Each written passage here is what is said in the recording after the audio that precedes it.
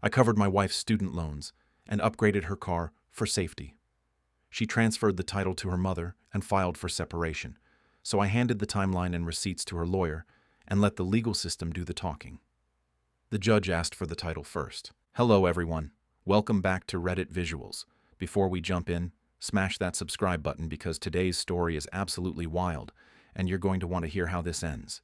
This one's about betrayal, receipts, and a courtroom moment that'll make you stand up and cheer. Drop a comment as we go, and let me know your thoughts. All right, let's get into it. So this story is mine. I'm the guy who learned the hard way that paperwork beats promises every single time. I'm the husband who thought love meant sacrifice, who believed that if I just gave enough, supported enough, paid enough, everything would work out. Spoiler alert, it didn't. But here's the twist. When my wife and her mother tried to play me, I had something they didn't count on. Receipts. Every single one. Let me take you back to where this all started. My wife had student loans that were crushing her. I'm talking $73,000 of debt that kept her up at night, made her cry in the shower, made her check her phone with this look of pure dread every time a notification came through. We'd been married for 3 years, and watching her spiral like that was killing me. So I made a decision. I paid it off. Not all of it in one shot, but over the course of about 18 months, I chipped away at that mountain until it was gone. $73,000. I pulled from my savings, from the truck fund I'd been building since before we got married, from bonuses and overtime. I did it because I loved her and because I thought we were building something together. Then there was the car situation, and this is where things get really important. She'd been driving this old sedan that was on its last legs. One night, I'm at home making dinner and my phone rings. It's her, and she's sobbing so hard I can barely understand what she's saying.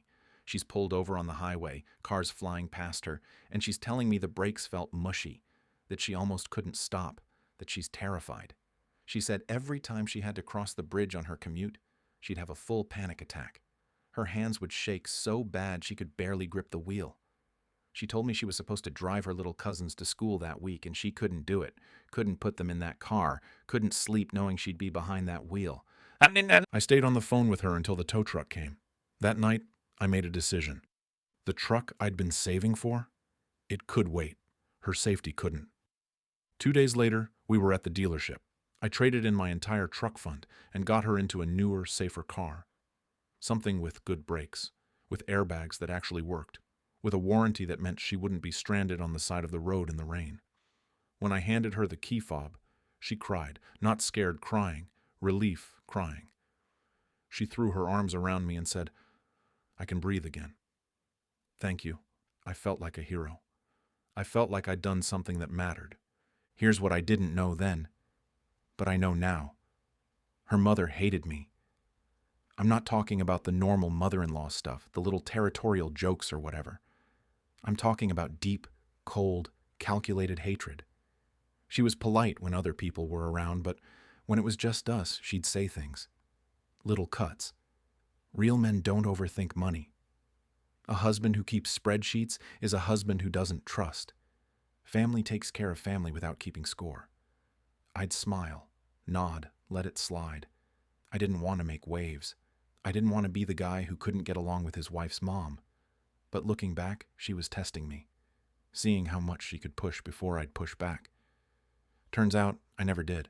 Not until it was too late. After I got my wife the car, there was this little window of peace. Maybe 3 weeks. She slept better. The loan statements stopped piling up on the kitchen counter. We went to our favorite Thai restaurant, the one with the wobbly table and the owner who remembers everyone's order, and we laughed about our fortune cookies. Both of them said the same thing. Your patience will be tested. We thought it was funny. We took a picture of them. I still have that picture, actually. It's not funny anymore. Then one Tuesday afternoon, I got a text from her mother. 2 words. Call me. No context, no emoji, nothing. I was at work, in the middle of a meeting, but something about it felt off, so I stepped out and called her back. She didn't say hello. She just launched right in. We need to have a conversation about boundaries. You've made some very large financial decisions, and the family needs protection. I remember standing in the hallway outside the conference room, confused as hell. Protection from what? I asked. She said, from uncertainty, from risk. We'll talk soon. And she hung up.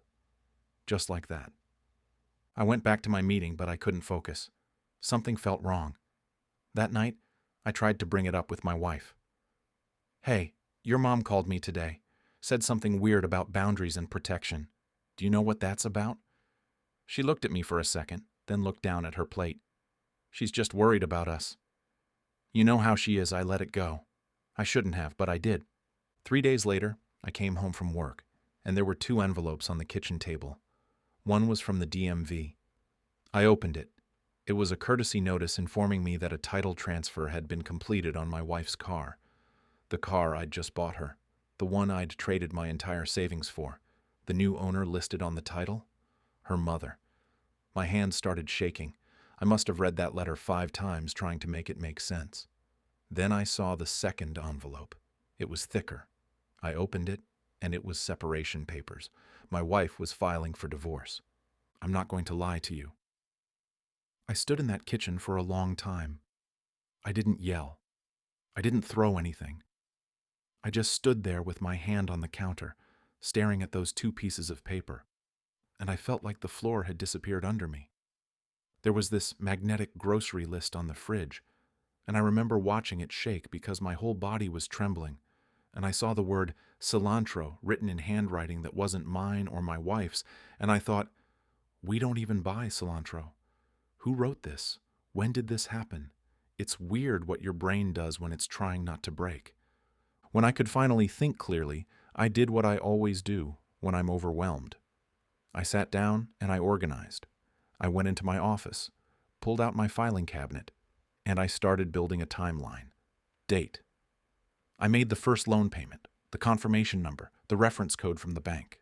Every single payment after that. The date I bought her the car, the bill of sale, the trade-in receipt, the dealership's contact information, the VIN number, the insurance binder, everything. I pulled up my phone and took screenshots. The text from her that night on the highway. I made it home. I can breathe again. Thank you for saving me. The messages where she called the old car a death trap. The photo she sent me of her smiling in the driver's seat of the new one. Then I started going through every interaction with her mother. The phone call about boundaries. The brunch 3 months earlier where she'd told my wife, don't ever put your name on anything you don't own free and clear. Protect yourself. The time she'd smiled at me over Christmas dinner and said, it's so generous of you to help with her loans. I hope she remembers that. At the time, I thought she was being sincere. Looking at it now, she was laying groundwork. Then I looked at the title transfer notice. It had a date and time stamp. The transfer had been notarized and processed at 2:47 p.m. on a Tuesday, the day before the separation papers were filed. The notary's office was in a strip mall across from the nail salon my wife went to every other week. This wasn't a panicked decision. This was planned. I didn't call my wife. She'd made her move. I called a lawyer. A good one. The kind of guy who's been doing family law for 25 years and has seen every trick in the book. I told him everything. He told me to come in the next morning and bring every document I had.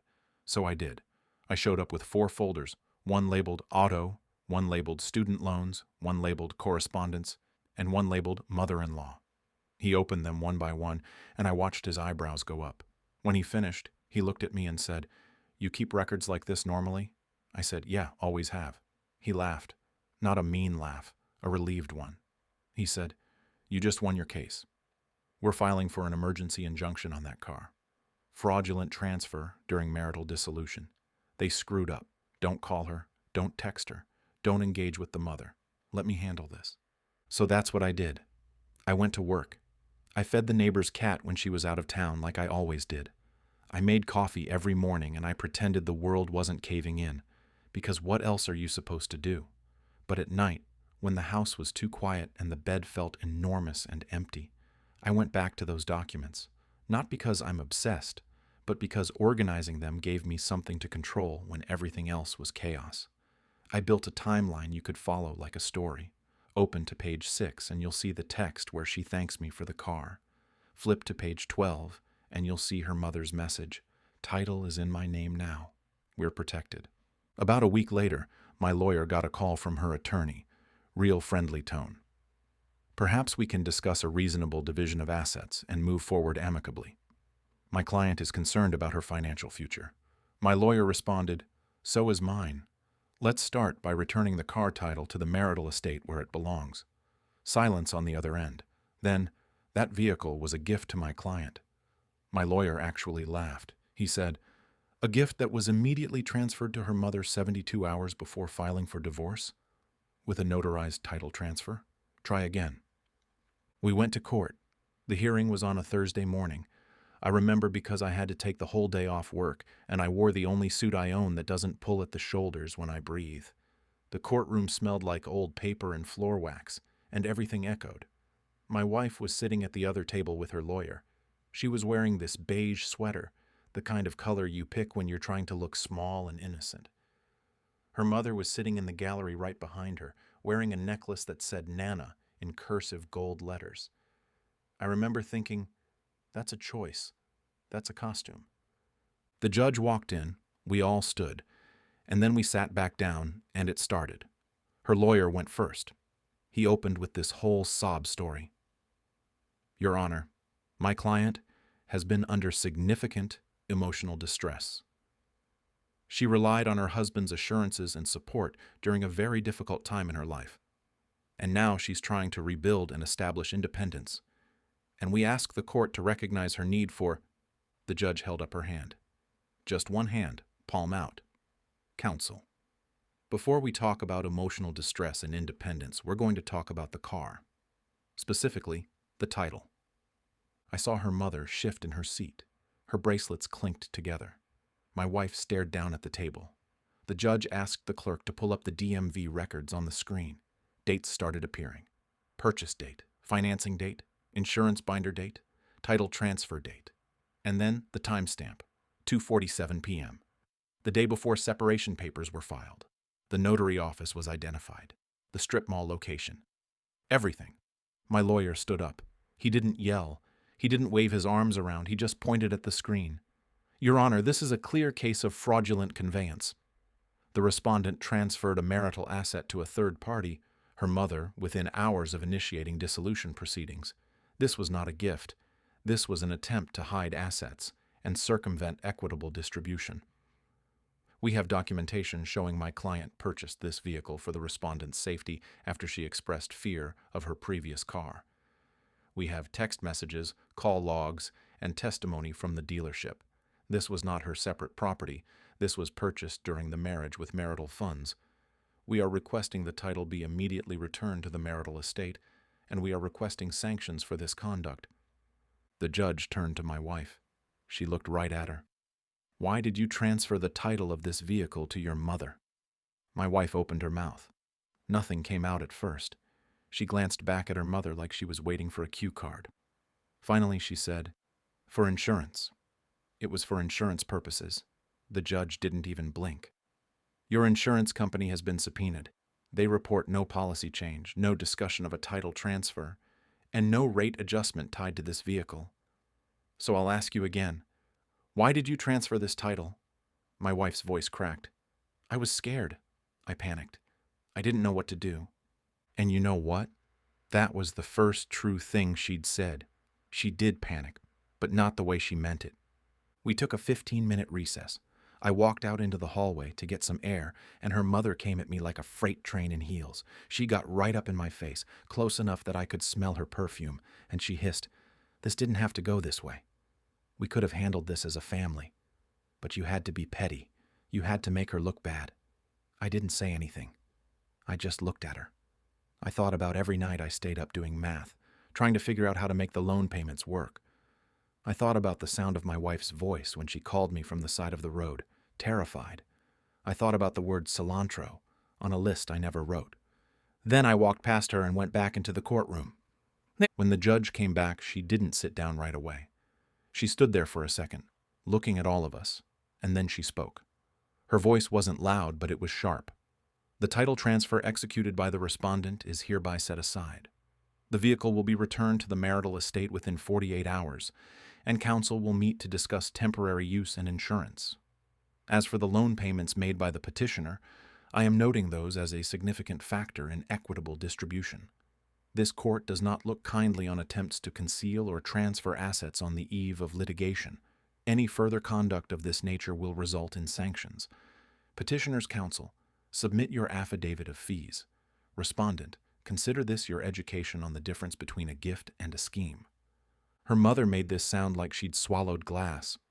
My wife started crying, the kind of crying where your shoulders shake and you can't catch your breath. For half a second, I almost felt bad. Almost. Then I remembered sitting in my kitchen, holding those two letters, and the feeling evaporated. People always ask if we tried to work it out after that. We didn't. I moved out of the house I'd painted 3 separate times to get the color right, and I moved into an apartment where the walls were white and blank. I kept going to court. Every hearing, every conference, every filing.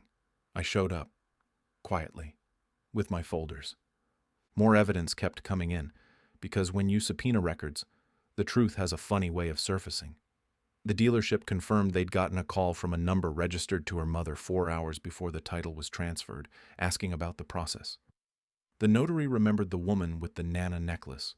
The bank showed a transfer of $12,000 from our joint account to an account in her mother's name on the morning the separation papers were filed. My lawyer didn't even have to argue anymore. He just kept handing documents to the judge, and the judge kept shaking her head. At the final settlement conference, her lawyer tried one more play. Your Honor, my client has been struggling with severe anxiety and depression throughout this marriage, and these financial entanglements have only made her mental health worse. I felt that one hit me in the chest. Because it was true. She did struggle. That's why I paid the loans. That's why I got her the safer car. That's why this whole thing hurt so much. She didn't just take my money. She took my compassion and used it as a weapon. Her mother taught her that love was a resource to extract, not something to build with. We settled 3 weeks later. I'm not going to tell you the exact numbers because it's nobody's business, but I'll say this. The judge remembered everything. The loans, the car, the transfer, the timeline. She factored all of it in. I got credit for the loan payments. The car went back into the estate, and we agreed to sell it and split the proceeds because I never wanted to see that key fob again. Her attorney's request for full spousal support was denied. My request for partial attorney's fees was granted. The "it was for insurance" excuse is now permanently memorialized in a court transcript that'll follow her into any future litigation. I saw her mother one more time. It was the day I went back to get the last of my stuff. She was standing on the porch like a gargoyle in a cardigan, arms crossed. She looked at me and said, "You think you won something here. Men like you always think you're so smart. But you'll see. This won't last." I stopped at the bottom of the steps, looked up at her and said, "I didn't win. I just stopped losing." Then I got in my car and I left. I didn't look in the rearview mirror. About 2 months after the divorce was finalized, I got a text from a number I didn't recognize. It was a picture. Her mother's car, the one she'd transferred the title to, was on the back of a tow truck. The front bumper was hanging off, the hood crumpled. The caption said, "Guess she wasn't covered." I don't know who sent it. Maybe someone who knew the whole story. Maybe Karma has a phone number. I stared at that picture for a solid minute. Then I deleted it. I didn't need a souvenir. I rebuilt my life piece by piece. New routines. Coffee that doesn't taste like dread. Hikes on the weekends where I don't check my phone every 5 minutes. I turned the second bedroom into an office where the only paper I keep is stuff I actually care about. Boarding passes from trips to see my brother. Thank you notes. Receipts from donations to the roadside assistance fund for people who can't afford tow trucks. I stopped thinking love was about proof. I started thinking love is about consistency, about showing up, about not having to keep one hand on your wallet while the other hand holds someone close. People ask me when it clicked, when I stopped feeling destroyed and started feeling free. It wasn't some big moment. It was small. I was at the grocery store, and I walked past the produce section, and I saw cilantro. And instead of thinking about forged shopping lists and separation papers, I just thought, tacos. That's it. That's the moment. When the past stops stealing from the present, You get your life back. If you're in a situation like this, if you've got someone who thinks your kindness is a cash machine and your boundaries are negotiable, hear me. Document everything. Save the texts where they thank you. Save the emails. Save the receipts. Save the weird conversations where something feels off but you can't name it yet. Keep everything organized and keep your mouth shut until you're sitting across from a lawyer. Courts don't care about who cried more or who said they loved who. Courts care about paper trails. As for forgiveness, I don't sit around hating her. I don't hate her mother either. I just don't let them back in. She made a choice. I made mine. And now I'm standing in a life that's smaller, quieter, and completely mine. I don't miss the chaos. I don't miss wondering if every nice thing I did was going to be used against me later. I don't miss her mother's name lighting up my phone like a threat. My ex-wife texted me a few months ago. It just said, "I'm not okay." I typed out a bunch of responses. "I'm sorry. I hope you get help." Neither was I. I deleted all of them. Not because I don't care, but because I can care from a distance without unlocking the door to someone who handed her mother the keys while I was asleep. I hope she finds peace. I hope she gets therapy. I hope the next bridge she has to cross feels safe. But I'm not building it for her. So that's my story. I paid off my wife's loans and bought her a car because I thought love meant taking the beating so she didn't have to. She transferred it to her mother and filed for divorce. I didn't scream. I didn't beg. I handed my lawyer a stack of papers and let the system do what it does. When the judge asked about the car first, the truth walked into that courtroom and sat down in the front row where nobody could ignore it. Now it's your turn. Was I wrong? Should I have just let it go to keep the peace? Should I have kept the car as some kind of trophy, or was selling it the right call? What would you have done in my position?